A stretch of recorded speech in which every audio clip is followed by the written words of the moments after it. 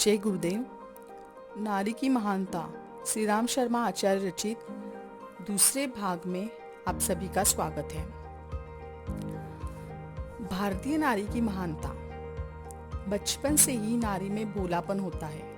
उसमें सहनशीलता, सुकुमारता, लज्जा, उदारता आदि गुण स्वाभाविक होते हैं और साथ ही होती है आत्मसमर्पण की प्रबल साधना। यह जिसे आत्मसमर्पण करती है उसके दोषों को नीलकंठ की तरह जीवन भर बूंद बूंद करके पी जाने में सतत प्रयत्नशील रहा करती है और उसे मानती है अपना स्वाभाविक देवता। वह उसे अपने हृदय से कभी विलग नहीं करना चाहती। साथ ही साथ आत्मसमर्पण के बाद वह अपने जीवन धन के प्रत्येक कार्य की जानकारी चाहती है, केवल घर कार्यों से नहीं। वह तो अपने पतिदेव से संबद्ध सभी बाहरी कार्यों का भी लेखा चाहती है। यह सब क्यों? इसीलिए कि वह अपना सब कुछ उसे समर्पित करके उसकी अर्धांगिनी बन गई है और अपने दूसरे अंग के विषय में चिंता करना उसका स्वाभाविक अधिकार है। इसके औचित्य को न मानना पुरुषों की नासमझी होगी। आदान के विषय में वह गर्भधारणा करती है। यह सबसे बड़ा उदाहरण दिया जाता है, परंतु यदि गंभीरता से सोचा जाए तो उससे उसको अपने लिए क्या मिलता है? वह तो हो जाती है देश और समाज के लिए महान देन। उक्त सभी प्रश्नों का एक स्वर में उत्तर मिलेगा। भारतीय नारी। धर्म और संस्कृति की प्रतीक स्वरूप भारतीय नारी किसका हल नहीं करती। वह दानव को भी मानव, हत्यारे को भी धर्मात्मा और निर्दय को भी सदैव बना सकती है। उसके आंसुओं में धर्म है, वाणी में संस्कृति और हास्य में सुख का राज्य। मानव धर्मों का सच्चे अर्थ में केवल वही पालन कर सकती है। नारियों का समाजोत्थान भाग। आधुनिक विद्वानों ने संस्कार की विभिन्न जातियों की सभ्यता की जांच करने में जिन विधियों से काम लिया है उनमें स्त्रियों की स्थिति एक विशेष स्थान रखती है। संसार में ऐसे देश बहुत कम हैं जिसमें प्राचीन काल से स्त्रियों को उच्च स्थान दिया गया है। अनेक देशों में तो स्त्रियों को सर्वथा दास का ही दर्जा दिया गया था, पर प्राचीन भारतवासियों ने समाज निर्माण में स्त्रियों के महत्व को अनुभव करते हुए उनको इतना उच्च स्थान दिया था कि वे पूजा के योग्य मानी गई थी। भारतीय संस्कृति में स्त्री व पुरुष दोनों को एक गाड़ी के दो पहियों की तरह माना गया था। दोनों पहिए साथ साथ और बराबर चलेंगे तभी जीवन रूपी गाड़ी भली प्रकार अग्रसर हो सकती है। इसी दृष्टि से स्त्री को पुरुष की अर्धांगिनी कहा गया था। ब्राह्मण में लिखा है, पत्नी पुरुष की आत्मा का आधा भाग है।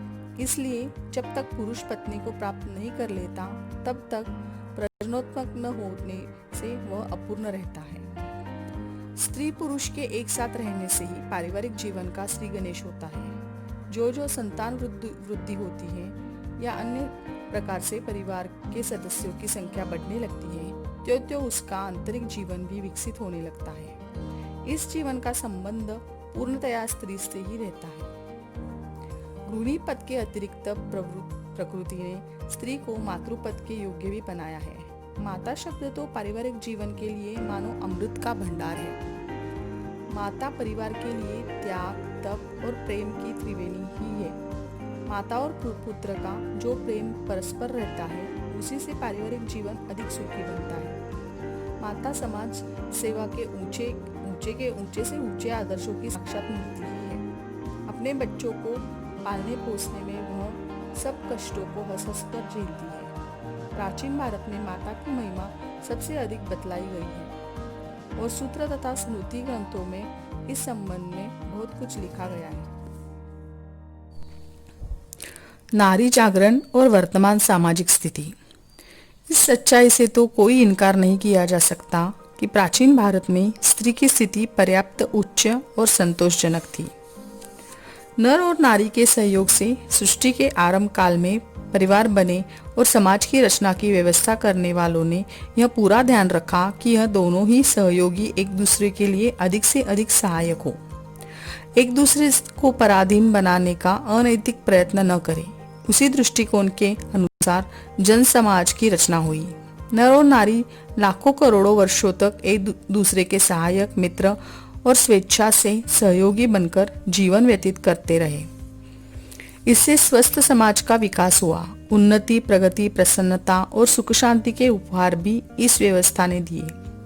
विश्व के, विशेषतः भारत के प्राचीन इतिहास पर दृष्टिपात करने से यह स्पष्ट प्रकट होता है कि नारी ने नर के साथ कंधे से कंधा मिलाकर कार्य किया है और जीवन की अनेक समस्याओं को सरल करने में ज्ञान और विज्ञान की महत्वपूर्ण प्रगति में भारी योग किया है।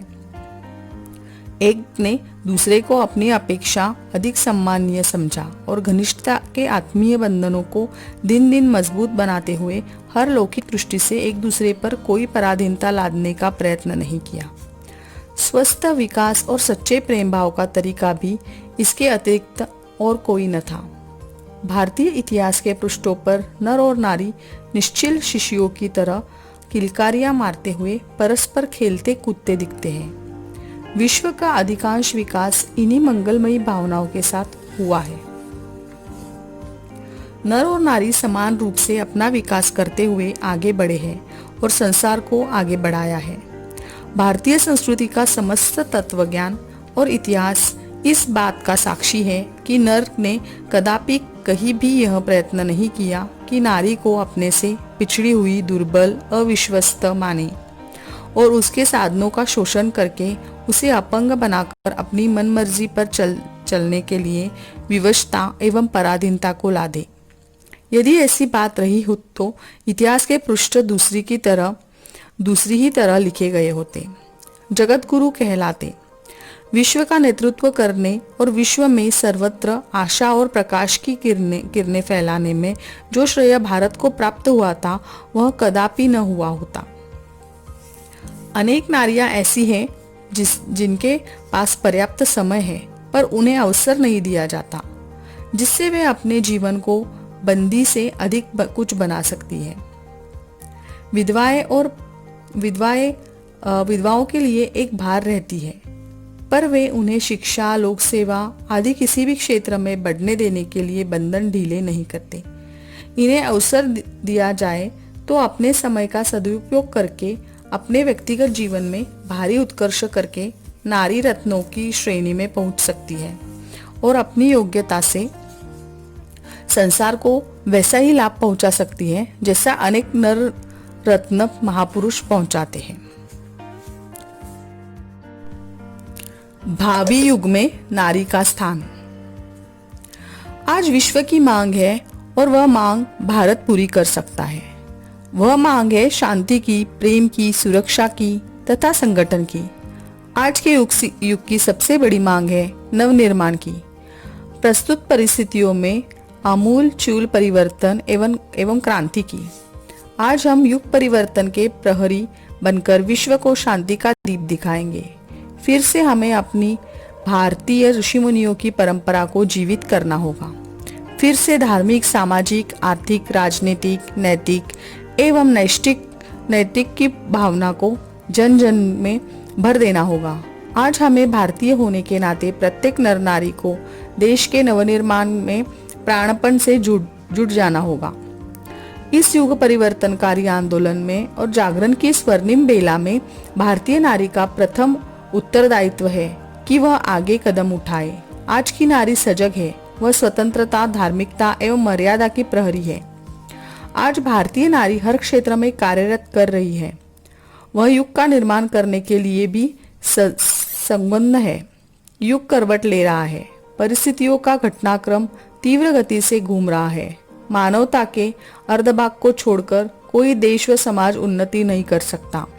अपने कर्तव्यों एवं अधिकारियों के पोषण के लिए भारतीय नारी कटिबद्ध होकर कार्यक्षेत्र में उतर रही है। नारी की शिक्षा का प्रशिक्षित बढ़ाने के साथ साथ उसके स्वतंत्र व्यक्तित्व को ढालना होगा। दास्ता की श्रृंखलाओं से मुक्त करना होगा और पुरुष समाज को समझना होगा कि नारी उपभोग एवं वासना की वस्तु नहीं है एवं जीती जागती आत्मा है। उसमें भी प्राण है, मान है और स्वाभिमान की भावना। मनु ने नारा लगाया था, यत्र नार्यस्तु पूज्यन्ते रमन्ते तत्र देवता। नारी आज हर कदम पर नई प्रेरणा देगी। उसकी अगम शक्ति को फिर से प्रस्थापित करना होगा। वह ममतामयी माँ है, स्नेहमयी भगिनी है, पति परायण पत्नी है, किंतु दूसरी ओर वह चंडी है, दुर्गा है और काली भी है। आज संपूर्ण नारी जाति का कर्तव्य है कि निंदनीय वातावरण को छोड़कर परवशता की ग्रंथियां काटकर आगे बढ़े और समाज सुधार का, नैतिक उत्थान का, धार्मिक पुनर्जागरण का संदेश मानवता को दे। पुरुषों से कंधा मिलाकर घर और बाहर दोनों क्षेत्रों में नारी को कार्य करना होगा। यही आज भारत की मांग है। नारी विश्व की चेतना है, माया है, ममता है, मोह और मुक्ति है, किंतु समय पर उसकी अवतारणा भिन्न भिन्न रूपों में होती है। राष्ट्रीयता में नारियों का स्थान। मनुष्य जीवन में स्त्री की जिम्मेदारियां हैं, उनको अंगीकार करके हमें स्त्री को अपना विशिष्ट भाग प्रदान करना है।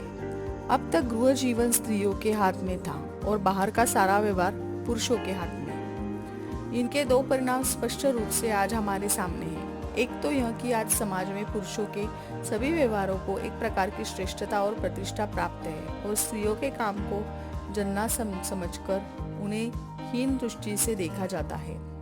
आज भी कहीं बाहर जाकर काम करने में स्त्रियां विशेष गौरव अनुभव नहीं करती हैं, जबकि घर में रहने वाली और घर संभालने वाली बहनें अपने मन में यही समझती है, हम कुछ नहीं करती और हमारा जीवन व्यर्थ ही बीत रहा है। जो काम स्त्रियों को कुदरत की ओर से सौंपा गया है और जिसे वे भली भांति काम कर सकती है, उसी बाल शिक्षा के काम को यदि वे पूरी तरह संभाल लें तो वे बहुत बड़ी जिम्मेदारी को संभाल लेगी। संसार के मानवीय व्यवहारों में स्त्री को स्त्री के नाते ऐसा परिवर्तन करना चाहिए जो उसके विचारों और वृत्ति के अनुकूल है। आजकल जिस तरह का व्यवहार देश और जाति के बीच हो रहा है, उसमें कई प्रकार का जंगलीपन भरा हुआ है, पशुता भी है, हृदयशून्यता और अमानुषता भी है। पुरुषों की इस दुनिया में यह सामान्य धारणा बनी हुई है, जहाँ जहाँ व्यवहार का संबंध आता है वहाँ उसकी नींव असत्य पर ही बनी होनी चाहिए। मनुष्य को दुनिया में यह सोचकर चलना चाहिए कि जो कुछ है सो बुरा ही बुरा है। जितने भी हक या अधिकार पाने हैं वे सब लड़ झगड़ कर ही पाने हैं। ये और ऐसे अन्य अनेक अलिखित नियम आज मनुष्यों के आपसी व्यवहार में प्रचलित है। यद्यपि नर और नारी भगवान की दृष्टि में समान महत्व रखते हैं, तो भी प्रकृति ने नर पर संतानोत्पत्ति तथा उसके पालने के रूप में जो विशेष उत्तरदायित्व रखा है, उसके कारण उसका महत्व अवश्य बढ़ जाता है। नारी का कर्तव्य है कि सबसे पहले अपने इस उत्तरदायित्व को भली प्रकार और अधिकार पूर्वक निभाए।